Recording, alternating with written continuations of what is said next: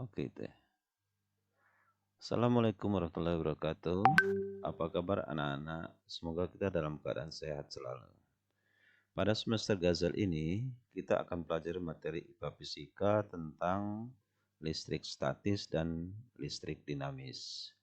Mengingat masa pandemi sekarang ini, maka pembelajaran akan disajikan secara PJJ, dalam hal ini daring. Kita bisa melalui e-learning SMP Negeri 10, kemudian bisa Zoom, atau nanti bisa kita mungkin lewat classroom atau live training. Baik itu materi maupun tugas ataupun produk. Jadi nanti Bapak kasih tahu kita ada materi, ada tugas atau latihan, dan mungkin juga ada produk. Bapak ingatkan pada kalian, kalian wajib mengikuti pembelajaran tersebut sesuai jadwal yang diatur. Nanti ada materi IPA Fisika yang saya sendiri Pak Iskandar menyampaikan, dan ada materi IPA Biologi itu akan langsung disampaikan oleh Ibu Yaumil. Dan jangan lupa setiap pembelajaran kalian harus mengisi absen terlebih dahulu. Oke, dengan Bismillahirrahmanirrahim, semoga kalian dapat mengikuti pembelajaran yang akan ditayangkan nantinya. Baiklah anak-anak sekalian, kita akan masuk materi pertemuan pertama ini. Kita akan membahas tentang listrik statis.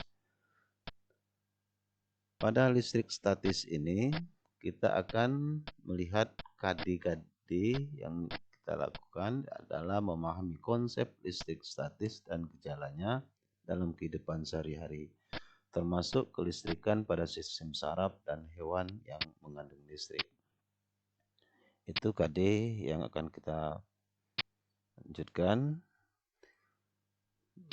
Baiklah anak-anak, dalam pertemuan pertama ini kita akan membahas tentang muatan listrik. Tujuan pembelajaran yang pertama, melalui penyaksian Anda melalui PowerPoint atau video, peserta didik dapat memahami satu contoh gejala listrik dalam kehidupan sehari-hari.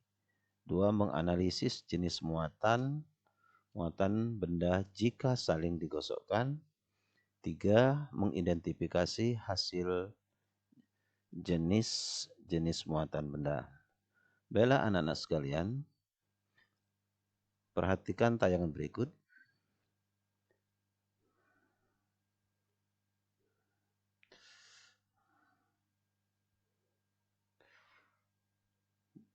Oke. Mengapa bisa terjadi petir? Kita sama-sama sering melihat tentang kejadian ini dalam alam. Lalu mengapa hal ini bisa terjadi? Kita lihat tayangan berikut.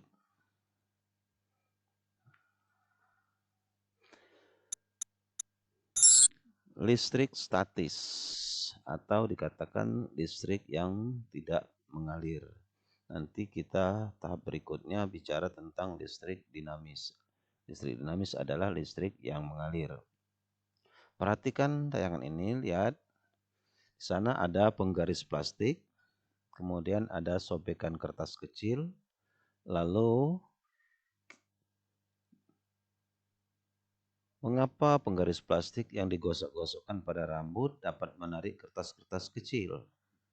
Hal ini kan sering kalian lakukan ketika di SD, mungkin di kelas 6 atau kelas 5 dahulu. Nah, atau dalam kehidupan sehari-hari sering kita alami. Nah, mengapa hal ini bisa terjadi? Untuk dapat menjawab pertanyaan di atas, perlu kita memahami tentang teori tentang atom. Nah, sekarang Pak kemukakan beberapa pengertian atom menurut para ahli. Dalam hal ini cuma 3 yang Pak ambil. Yang pertama itu dari John Dalton. John Dalton mengatakan bahwa atom itu adalah bagian yang terkecil dari suatu zat yang tidak dapat dibagi-bagi lagi. Jadi artinya suatu yang terkecil dari suatu zat. Ini menurut John Dalton. Menurut yang kedua, J.J. Thomson mengatakan bahwa atom adalah bagaikan roti kismis yang tersusun oleh proton dan elektron. di mana proton bermuatan positif dan elektron bermuatan negatif. Jumlah antara proton dan elektron selalu sama banyak sehingga atom selalu dikatakan netral. Lalu teori yang ketiga ini datang dari Rutherford. Rutherford mengatakan bahwa atom adalah bola berongga yang tersusun dari inti atom dan elektron yang mengelilinginya, di mana inti atom itu tersusun oleh proton dan neutron. Nah, tiga teori ini yang Pak kemukakan, walaupun masih ada teori-teori yang lain seperti Bohr nanti, ya. Nah, ini sebagai teori dasar pada pembelajaran tentang atom. Sekarang kita lihat tentang atom. Anda perhatikan tayangan Bapak ini, lihat. Ada sebuah benda, zat, kemudian zat itu tersusun atas atom-atom, di mana atom itu tersusun lagi oleh, dalam hal ini kita lihat, ada inti atom, kemudian ada elektron. Inti atom ini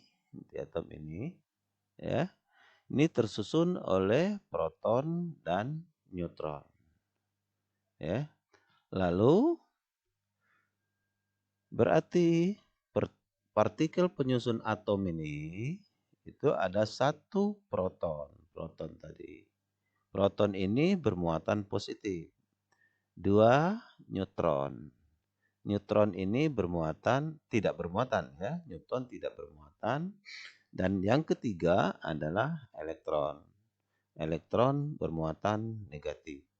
Nah, inilah partikel penyusun atom. Lanjut, susunan partikel zat padat. Saya contohkan kembali lagi. Hampir mirip seperti tadi. Ini sebuah zat, partikel-partikel penyusun zat. Kemudian partikel ini saya pecahkan. Kemudian satu buah partikel itu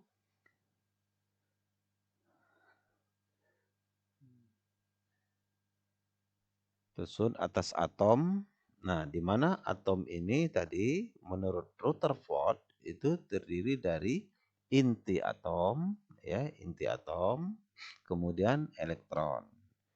Ya. Inti atom tersusun oleh neutron dan proton. Kemudian elektron berada pada kulit atom mengelilingi inti atom. Oke.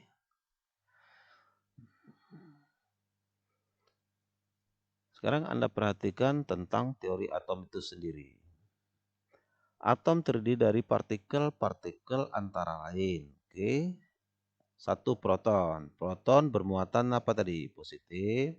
2 elektron. Elektron bermuatan negatif. Dan neutron. Neutron ini tidak bermuatan. Di mana letak neutron tadi? Nih lihat. Proton dan neutron membentuk inti atom yang dikelilingi oleh elektron. Elektron dalam mengelilingi inti atom pada suatu tingkat energi tertentu, maksudnya pada kulit tertentu, semakin jauh dari inti, energi elektron semakin kecil. Jadi pada kulit-kulit yang paling luar, maka energinya semakin kecil. Oke, atom netral jika muatan proton sama dengan jumlah elektron. Atom bermuatan positif jika atom kekurangan elektron. Atom dikatakan negatif jika atom kelebihan elektron. Untuk lebih jelasnya teori ini akan kita lihat pada tayangan berikut.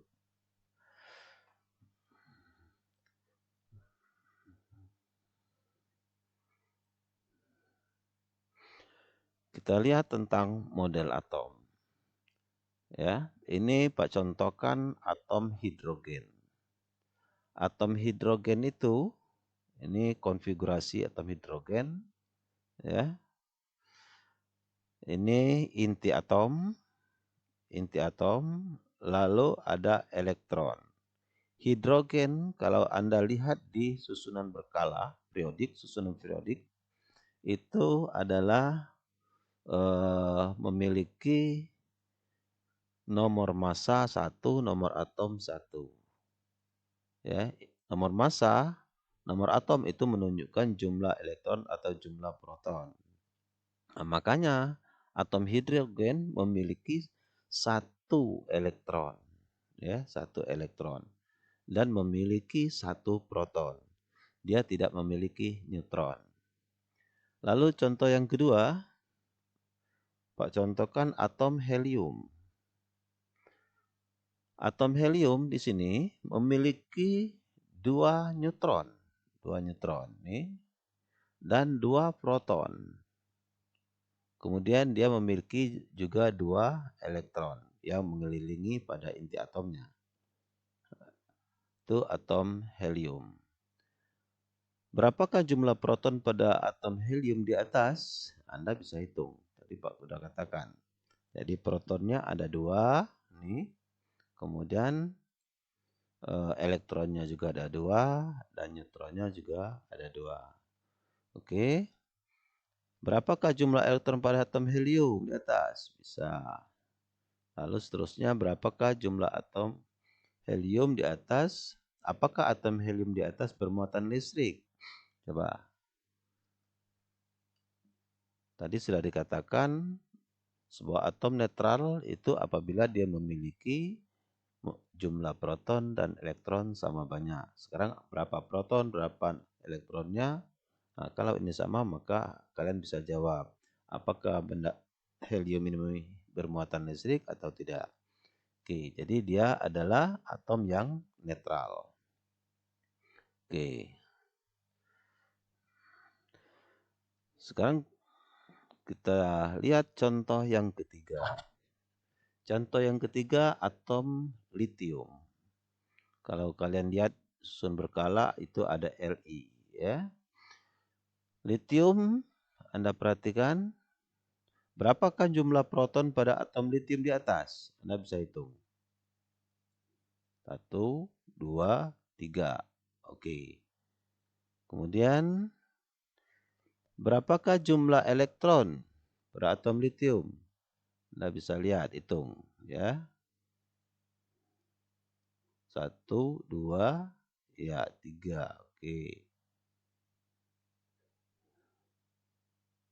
Lalu apakah atom litium tas bermuatan listrik? Tadi sudah katakan. Bermuatan itu apabila jumlah elektron dan protonnya tidak sama banyak. Oke, jadi litium juga sebuah atom yang netral. Lanjut.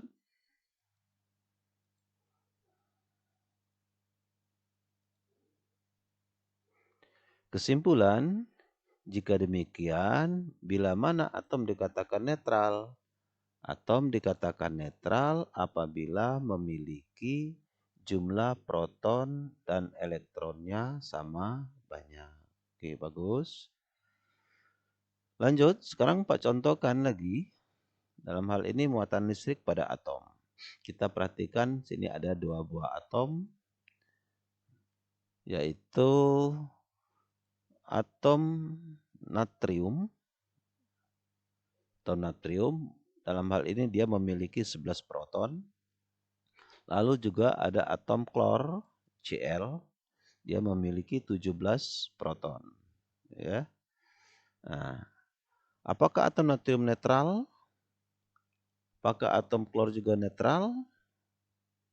Coba perhatikan selanjutnya. Ketika atom natrium ini dan klor ini belum diapa-apakan satu sama lainnya, maka dia ya memiliki jumlah proton dan elektronnya sama banyak. Tapi karena sesuatu hal, elektron pada atom natrium dapat berpindah ke atom Cl. Ya, karena suatu hal, dalam hal ini dia bisa sebagai konfigurasinya Bisa muncul, bisa pertukaran atau perpindahan elektron dari satu atom ke atom yang lain. Nah, sekarang Anda lihat, perhatikan, natrium kehilangan elektron. Maka natrium kekurangan elektron, sehingga natrium menjadi bermuatan positif. Jadi ada satu elektron pada kulit terluar pada natrium ini akan pindah ke klor. Nah, kalau dia berpindah berarti dia kehilangan. Maka jumlah elektronnya berkurang. Artinya dia kelebihan proton. Maka dia akan bermuatan positif. Sebaliknya pada klor, ya, klor akan menerima elektron dari natrium tadi, sehingga klor kelebihan elektron. Maka klor akan menjadi bermuatan negatif. Nah, ini jadi antara natrium dan klor ini bisa bereaksi satu sama lain sehingga mengakibatkan natriumnya kehilangan elektron sementara klornya menerima elektron. Sehingga tadinya semula dia sama-sama netral, kemudian setelah terjadi sesuatu maka bisa menjadi masing-masing bermuatan. Ada bermuatan positif dan ada yang bermuatan negatif.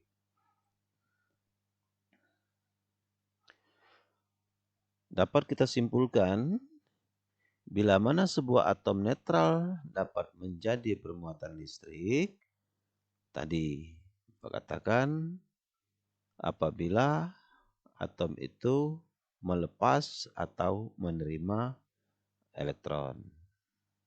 Oke. Selanjutnya,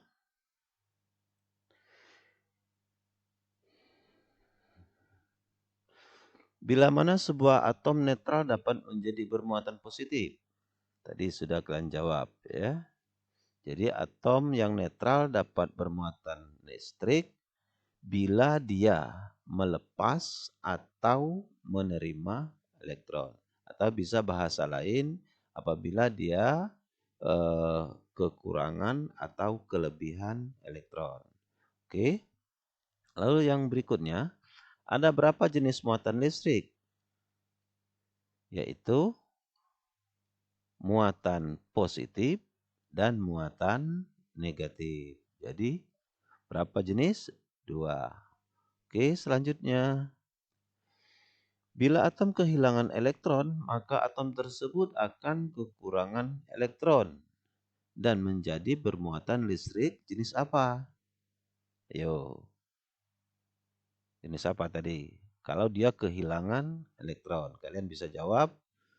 Kalau kehilangan elektron berarti dia kelebihan proton, maka dia berarti berjenis muatan positif. Benar. Yang selanjutnya, bila atom menerima elektron, maka atom tersebut akan kelebihan elektron dan menjadi muatan jenis apa? Kebalikan ya, sebaliknya. Jadi kalau dia menerima, berarti dia kelebihan elektron, maka dia akan bermuatan negatif. Oke, selanjutnya kita lihat tentang muatan listrik pada benda. Ya, coba perhatikan. Sering kita lihat penggaris plastik yang digosok-gosok dengan rambut dapat menarik bulu ayam atau kertas-kertas kecil. Ini sering kita saksikan dalam kehidupan sehari-hari. Bagaimana hal ini dapat terjadi? Apa yang terjadi dengan penggaris plastik dan bulu ayam sehingga bulu ayam dapat menarik oleh penggaris plastik? Nah, untuk menjawab ini kita lihat tayangan berikut. Oke, sekarang muatan listrik pada suatu benda. Ini sebenarnya suatu kegiatan bisa kalian lakukan nanti. Jadi di luar pembelajaran ini bisa Anda praktekkan. Tapi setelah tayangan ini, Bapak akan contohkan juga dalam tampilan PowerPoint ini. Oke, nah sini tujuannya apa? Tujuannya menentukan jenis muatan listrik pada benda.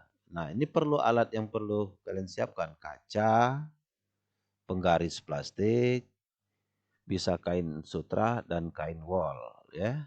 Nah, jadi kalian siapkan 4 bahan ini, kaca, penggaris plastik, kain sutra, dan kain wol. Nah, bagaimana caranya? Anda bisa ikuti kegiatan langkah 1 sampai 12 ini ya. Gosok-gosok penggaris plastik pada kain wol atau rambut, bisa juga pakai rambut. Kemudian gantungkan plastik, ini gantungnya tidak perlu pakai, kalau ada statif di rumah bagus pakai statif, kalau tidak ada statif ya digantungkan di mana saja. Yang penting dia tergantung ataupun nanti salah satu plastiknya, mistarnya tadi itu bisa bergerak bebas. Itu maksudnya ya, bisa bergerak bebas. Anda bisa gantung di mana saja. Oke. Ketika Anda ikuti kegiatan-kegiatan ini nanti akan Anda menghasilkan pengamatan. Ya, pengamatan gaya yang muncul apa? Misalnya nanti plastik didekati dengan plastik, apa yang terjadi? Kalau plastik didekatkan dengan kaca, apa yang terjadi? Kalau kaca didekati dengan kaca, apa yang terjadi? Ya. Nah, ini bisa kalian jawab ketika Anda melakukan kegiatan ini. Ya, supaya lebih paham betul tentang teori ini, maka sangat Pak anjurkan kepada kalian ini kalian lakukan sendiri di rumah ya. Kalian lakukan sendiri di rumah karena mengingat pembelajaran kita secara PJJ. Kalau kita tatap muka ini biasanya Pak lakukan kita di depan kelas. Oke. Nah, kesimpulan apakah penggaris plastik memiliki jenis muatan yang sama dengan jenis muatan kaca? Nanti ketika Anda melakukan semua rangkaian ini, pasti Anda akan mendapatkan jawaban ini. Oke, selanjutnya sedikit gambaran Pak berikan kepada kalian. Coba perhatikan, nah ya, supaya nanti kalian melakukan kegiatan tadi bisa mendapatkan hasil yang sesuai. Sekarang ini Pak siapkan plastik ya. Ini mistar plastik bermuatan netral. Anda netral, lihat. Positif, negatif, positif, negatif. Ini jumlah proton dan elektronnya sama banyak, maka dia netral. Kemudian ini Pak siapkan kain wol. Kain wol juga netral ya. Jumlah positif negatifnya sama banyak. Lalu Pak gosokkan. Ya, Pak gosokkan.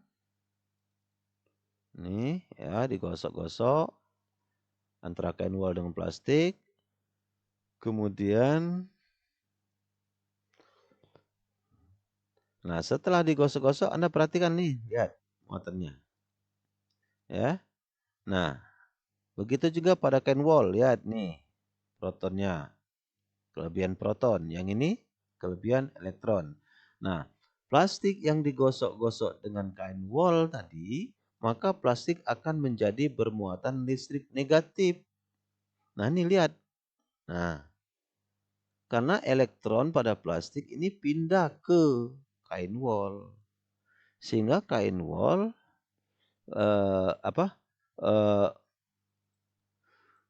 maksudnya begini, elektron gas plastik akan menjadi bermuatan negatif karena elektron dari kain wol ini, elektron sini kan tadi ada elektronnya, itu pindah ke plastik sehingga plastiknya kelebihan elektron. Sementara kain wolnya kehilangan elektron. Maka tadinya sama-sama netral, maka ini bisa kita lihat plastiknya bermuatan negatif dan kain wolnya kelihatan bermuatan positif. Oke. Selanjutnya ini Pak contohkan kaca. Ini kaca ya. Ini kaca masih dalam keadaan netral. Kemudian ini juga kain sutra juga dalam keadaan netral. Lalu kita gosokkan satu sama lain. Kita gosokkan ya. Lalu kita lihat hasilnya. Nah, lihat pada kaca tadi. Ini sekarang kacanya kekurangan elektron. Sementara kain sutranya kelebihan elektron. Nah, sehingga berarti kaca di sini bermuatan apa? bermuatan positif, ya. Kacanya bermuatan positif. Mengapa dia positif? Tadi karena elektronnya ini dikasihkan atau berpindah ke kain sutra. Nah, lalu kita lihat lagi interaksi antara muatan tadi. Nah, tadi kan kaca. Kaca tadi bermuatan apa dia?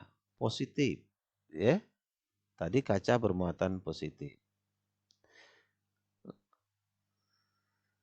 Jadi kaca bermuatan positif, lalu satu kacanya juga bermuatan positif. Apabila didekatkan, nah ini makanya digantung tadi, satunya bisa bergerak. Kalau didekatkan dengan kaca, artinya positif dengan positif, apa yang terjadi? Kaca ini tertolak. Ya, tertolak. Berarti muatan sejenis bila didekatkan saling tolak menolak. Nih, karena positif dan positif. Sekarang bagaimana kalau ini plastik. Plastik ya, plastik yang sudah kita gosok tadi, kan tadi sudah bermuatan negatif. Sementara kaca yang gosok kan bermuatan positif. Sekarang bagaimana kalau kita dekatkan? Kita perhatikan. Nah, maka dia akan tarik-menarik, saling tarik. Berarti kita bisa simpulkan muatan tidak sejenis bila didekatkan saling tarik-menarik. Ya. Nah, ini jawaban yang kalian temukan ketika percobaan tadi kalian lakukan. Maka sebagai kesimpulan dari kegiatan itu, ya, maka kalian bisa menyimpulkan yang pertama, apakah penggaris plastik memiliki jenis muatan yang sama dengan jenis muatan kaca? Apa jawabannya? Penggaris plastik memiliki jenis muatan yang sama dengan kaca. Jelas tidak. Plastik tadi apa? Bermuatan negatif. Kaca tadi apa? Bermuatan positif. Oke. Lalu yang berikut. Kalau begitu penggaris plastik yang telah digosok dengan kain wol terambut kita tetapkan menjadi bermuatan listrik. Jenis apa dia tadi? Bermuatan jenis negatif. Ya, oke. Lalu dan pada kaca gimana? Kaca jenis muatan apa tadi? Jenis bermuatan positif. Oke. Nah, kalian akan mendapatkan kesimpulan ini apabila kalian melakukan kegiatan rangkaian kegiatan yang sudah Pak sajikan tadi. Ya. Oke. Untuk selanjutnya, kita materi ini akan kita sambung pada pertemuan yang kedua. Bapak harapkan setiap pertemuan kalian fokus dalam mencermati apa yang Pak tayangkan. Apabila kurang jelas nanti bisa kalian tanyakan, bisa lewat grup WA atau bisa lewat di komen pada learning kita ya. Jangan segan bertanya, malu bertanya sesat di jalan. Kalau Anda tersesat, siapa yang mau cari? Nah, begitulah sedalam prinsip pembelajaran. Untuk lebih jelas lagi, nanti akan kita sambung pada pertemuan yang kedua. Bapak akhiri dulu untuk pertemuan kali ini. Wassalamualaikum warahmatullahi wabarakatuh.